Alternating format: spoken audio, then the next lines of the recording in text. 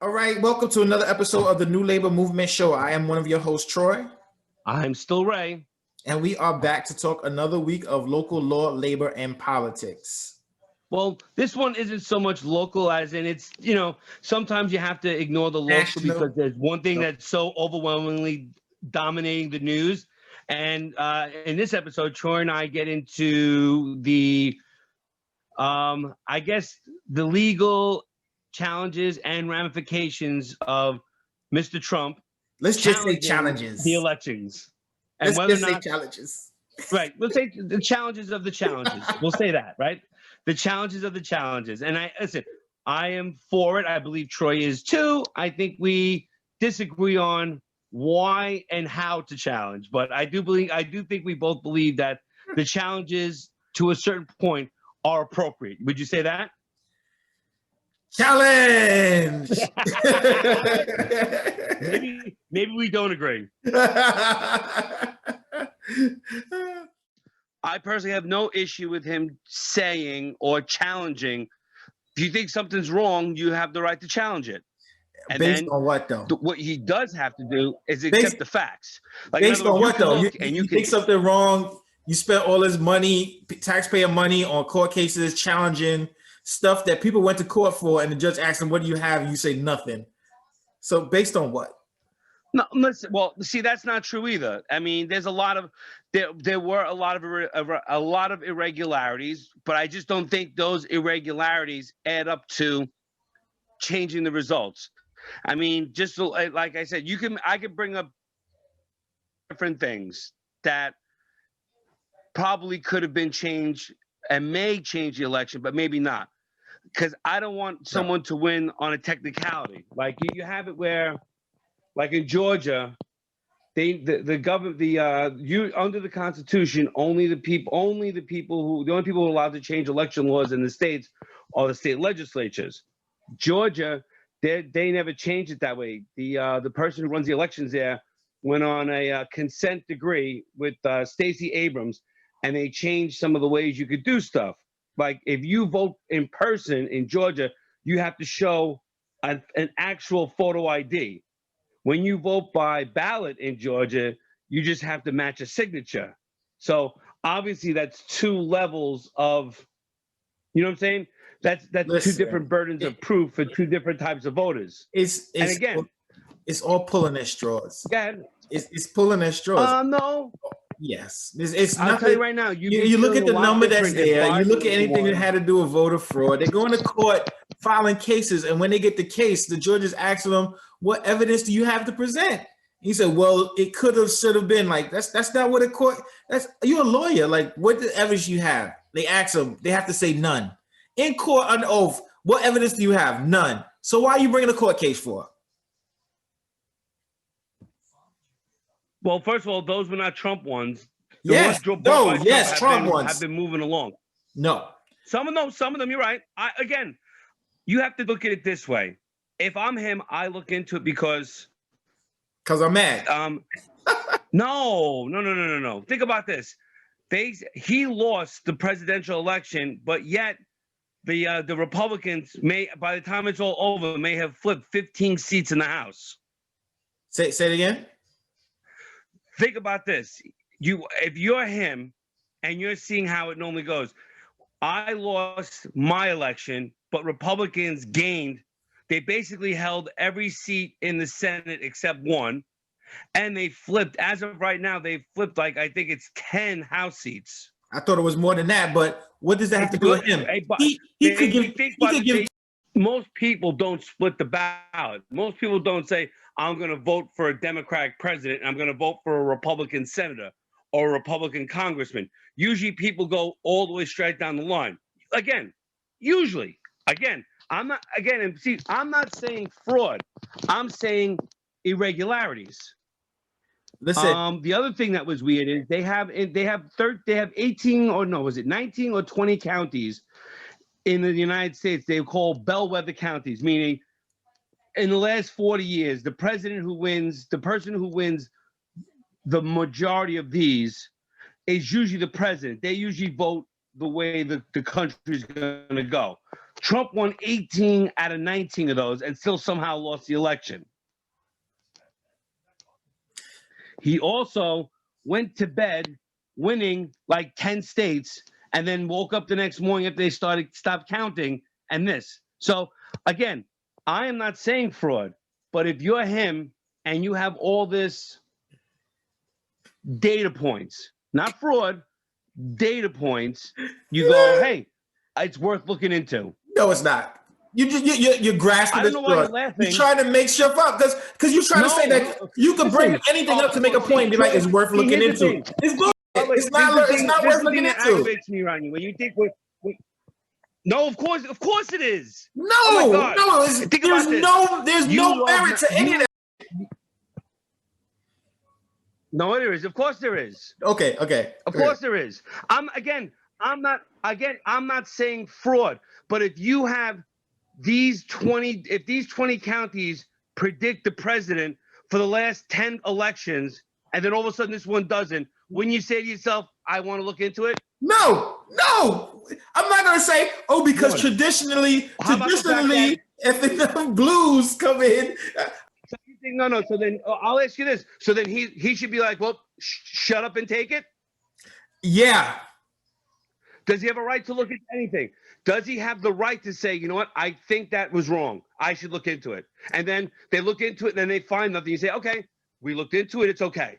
Does he have the right to look into it? Yes, you can absolutely look into it. But when looking into it, that's what I'm saying. No, that's not what you're saying. Because when you look into it, even on the surface level, and you can't find anything, and you just say, you know what, it has to be something, take them to court and go see if you can find something. That's bullshit. No, first of all, you have to think about this. This election was and one of the states he lost was Nevada. Right. In Nevada, they mailed a hot ballot out to everyone. I'm not saying fraud. I'm saying worth looking into. Two counties have sheriff's office and things like that, and they're saying, you know what, we can't trust the results of the election in the county. We're gonna have to do them over.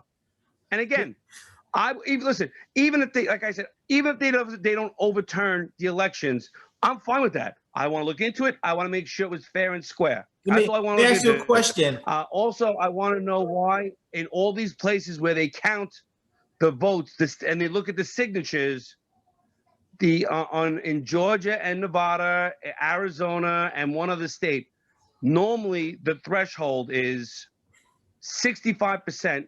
The signatures have to match. Now it's down to 30% that we let more through. In Georgia, last time in 2016, they rejected 3.5% of ballots that came in for various reasons. Right now, that number tripled in Georgia, and they only rejected 0.2%. Right. And again, I'm not saying fraud. I'm saying let's look into it. If you notice, in Georgia, he didn't bring really all that much. He just said in Georgia, I want to recount. It's within it's within 1/4%. He had the right to do that. And then the recount, and then a hand recount, and then a second hand recount. No, 100%. No. Again, and they found him like about, I think, 6,000 votes, 4,000 and change, 4,500. Again, not to change it, but why were those missed? Look into it. Let's find out. Not to mention, you went to Georgia and you actually did the signature match. He would win Georgia, because there's a lot of them that are, I would imagine, if you looked at them and you had a Republican and a Democrat, you would have enough of them where he would win Georgia. He's not going to win Michigan. I do not believe he would win Wisconsin.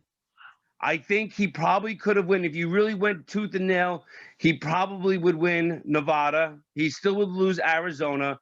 And then right now there's a news article that because of the way Pennsylvania does it, you're supposed to put your ballot inside another piece of paper so that way it's anonymous.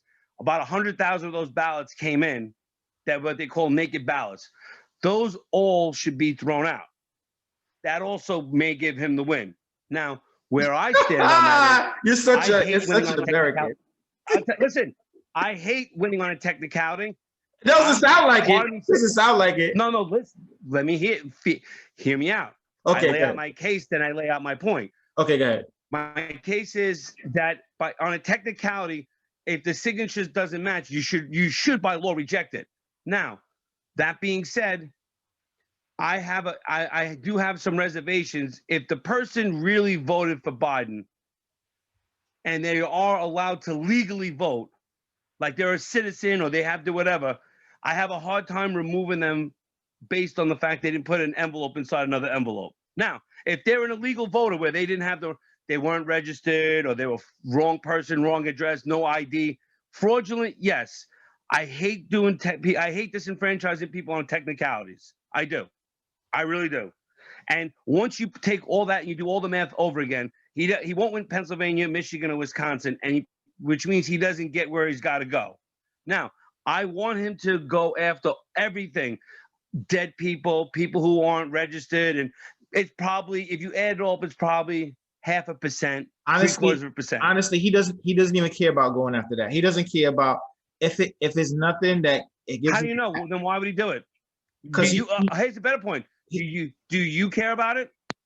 Oh, do you want dead people voting? No, I don't want that to happen. But of course not. That's something that can happen outside. That's something that can happen outside of what's going on now. Like not happening, the transition of power not happening, all that stuff. I think what's happening with him has nothing to do with him trying to do a search for justice.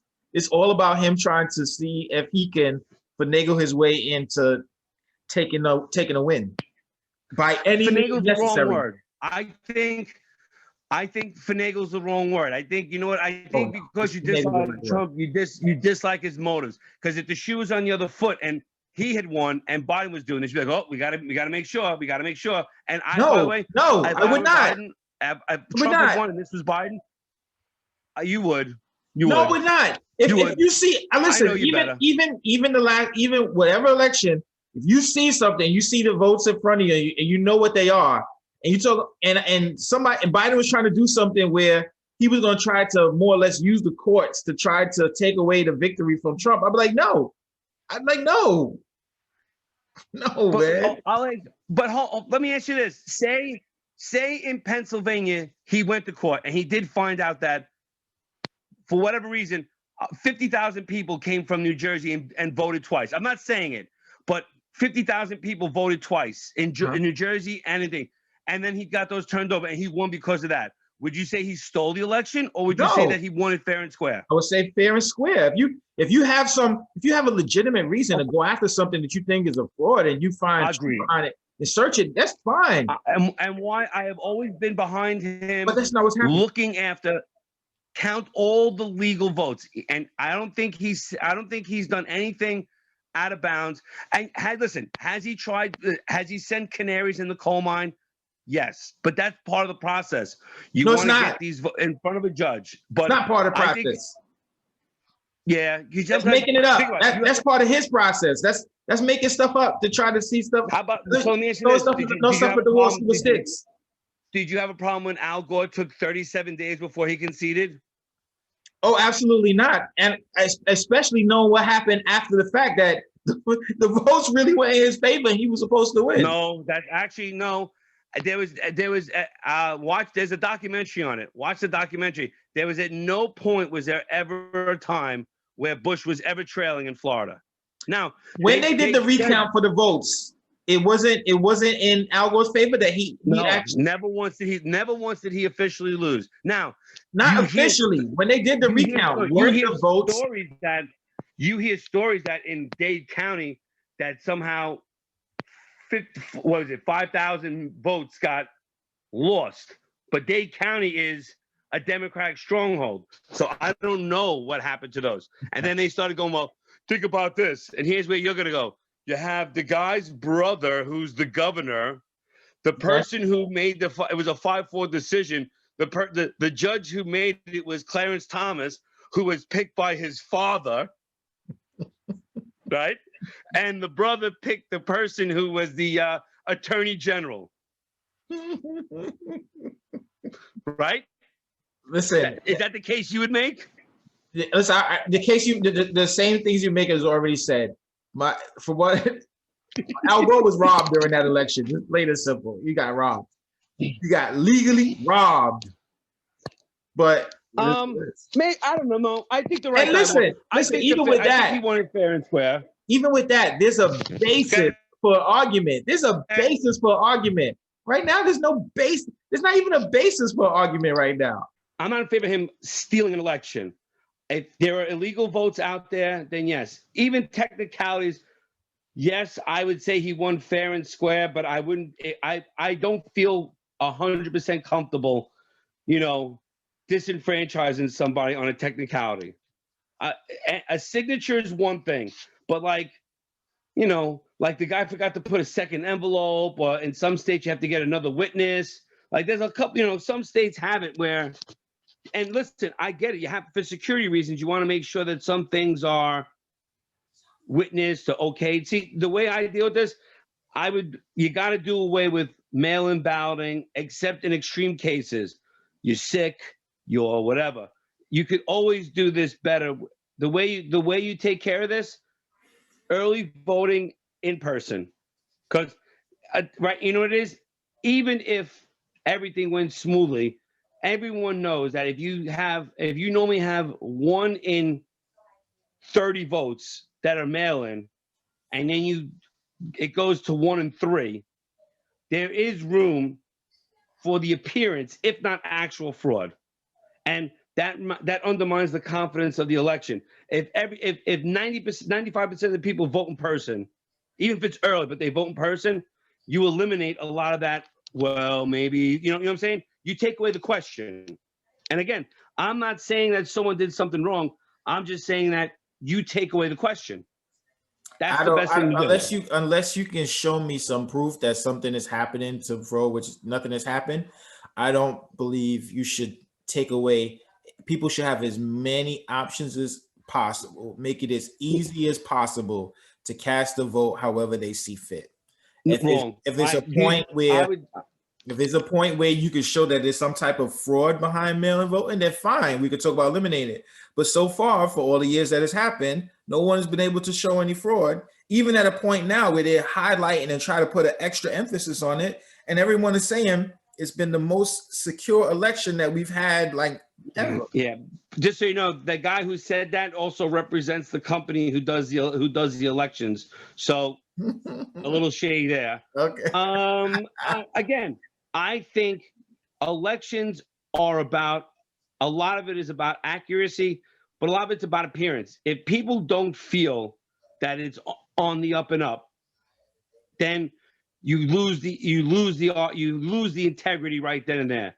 That's why if you have people, I personally don't want, why can't the average person go to the voting booth, have to show a photo ID, then you vote?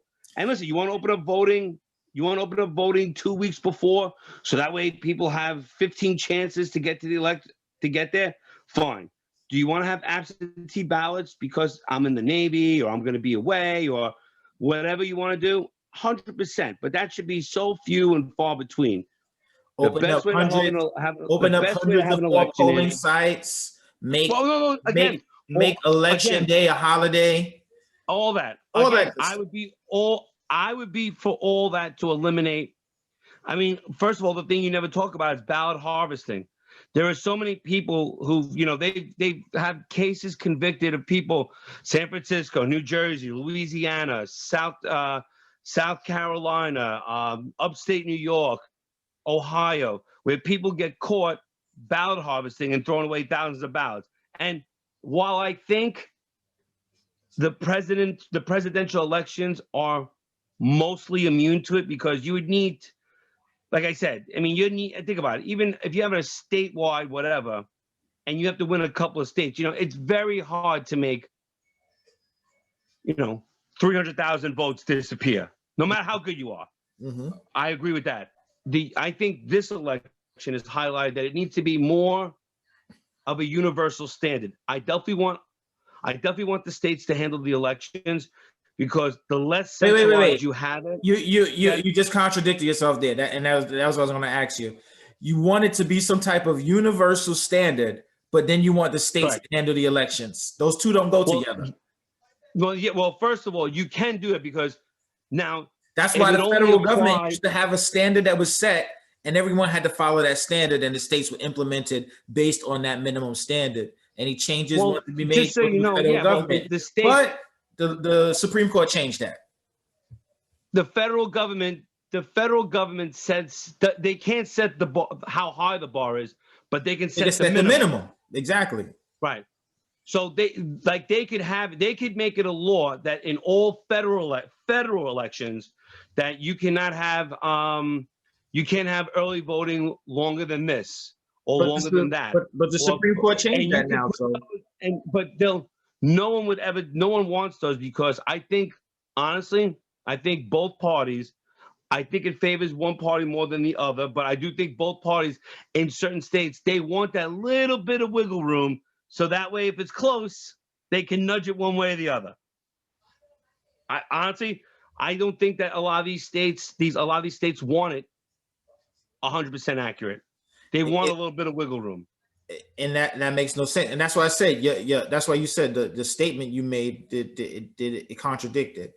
There should be a standard, a one national standard, but the states are handling it. That's not what it should be. It should be one the national reason standard. because you have to, because think about it. The federal government can only handle federal elections. Every 2 years they can do the presidential ones and the congressional ones. But like when you're having elections for, and when you have elections for senators and stuff, they can handle those. But if you're doing like mayors, governors, town councils, city hall, all those other things that are from the state and lower, the federal government has no real jurisdiction over that. Those are handled by the individual state. So the federal government can only set a basement based on federal election laws. No, And listen, they can set a standard that all states have to abide by as well. Minimum, not just federal elections. I hate changing the will of the people based on a technicality, and I do think that while I do think that Trump probably got screwed out of some votes, I don't think it would be enough for him to change the national result of the election. And somewhere along the line, which he has started, he's going to have to do the thing he has to do. All right, and he's going to have to accept it and move on. And that's the question. Which now, I think you can see that and see all the states where that's happening. And like you said, so now you see you can see, even if you say there's some fraud, you can see that even with some cases of fraud, the amount that my losses by is not enough that this is going to change.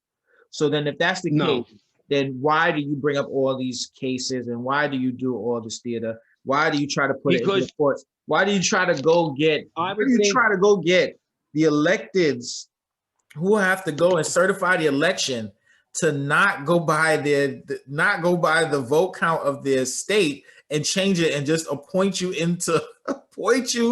back into office? I haven't seen no evidence of that happening. I think that's a little on the fictitious side. Wait, you show me the state that does that. Let me ask you. I don't know if it was Michigan or Wisconsin. It was said that Donald Trump went and spoke to two. So isn't that the case right there? So now I have no issue with a local Republican speaking to the head of the party. I would have an issue if they went and said, well, you know what? Based on the conversation with the president, we're going to not certify this. Right, but he went there to try to convince them to not certify it. No. From what I heard, from what I heard, he went there just to say, what did you see? Did you see anything?